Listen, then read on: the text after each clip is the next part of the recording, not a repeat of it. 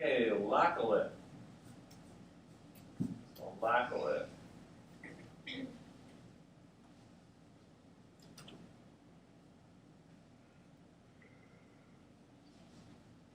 Right here's your laccolith.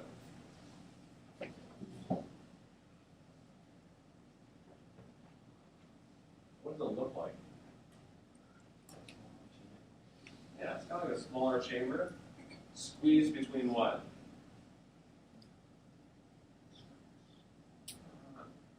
This is just anywhere. Where do we actually see it at? There we go, between two layers of rock, okay? And before we really talk about lacquer, I want to talk about a sill and a dike. Okay, think about a sill as a windowsill, right? It's kind of flat. So your sills is where the magma has fed itself between two layers of rock, between the bedding planes. Okay, and so that's basically a sill. It's where it's been fed between two bedding planes. Okay, so the easiest way to differentiate between sills and dikes, the sills are parallel to the rock layers. You kind of see how that fits the same lines of rock layers. The dike cuts across the rock layers. So we look at this active system over here on the left. This arm right here, that's your dike. And then we have our sill right there where it's parallel to the layers. So your sills, again, are going to be parallel. Dikes are where they are basically cutting through the layers of rock. So how does that actually get us back to the lacquer? Anybody ever had a jelly donut? How did I actually get the jelly inside the donut? How? And then what do? Yeah. Okay, so it's literally like a little syringe. And they jam the syringe into the donut, and then they basically just fill it up, right? So then you get this bloated donut full of jelly. And that's basically what a laccolith is. All laccolith is where you have a sill that's been what? It's been bloated. So you want anything like that. A laccolith is really just a bloated sill.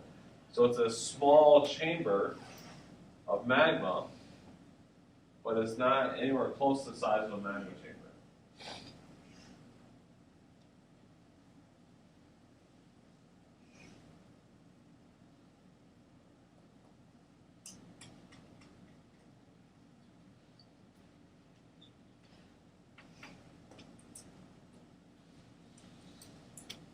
Now, I do want to remind you guys here that this picture that we're seeing here is a three-dimensional picture. And that while we're seeing this in this front side in 2 dimensions, you got to remember this is 3-dimensional. So these thick layers here are actually spreading in that direction across the land. And so when this thick sill, you see right here, is exposed to the surface, we get these very, very tall, steep lava. We call those palisades. And so when we think about like the Palisades in New York, those are perfect examples of old lava flows.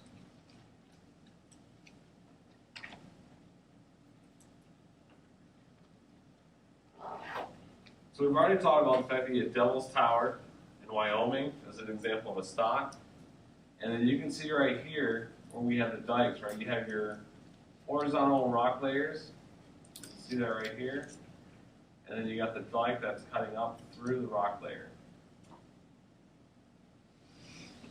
That's a perfect example, again, where the dikes are exposed to the surface.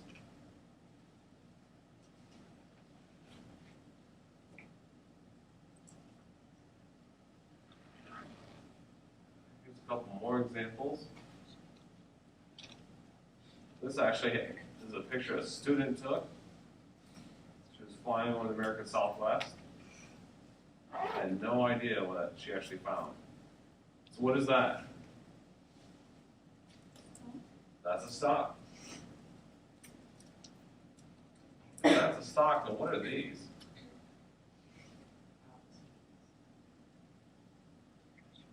It could be an example of Palisades, or also an example of dikes that have been pushed up through the rock layers. Okay, so those might be exposed dikes. So a lot of times what you have with these stocks, like I said, we have one here, and here's another one. So the stocks tend to occur in fields. We'll have multiple ones. And then we usually end up having the dikes that come up as these razor sharp rocks poking through the surface.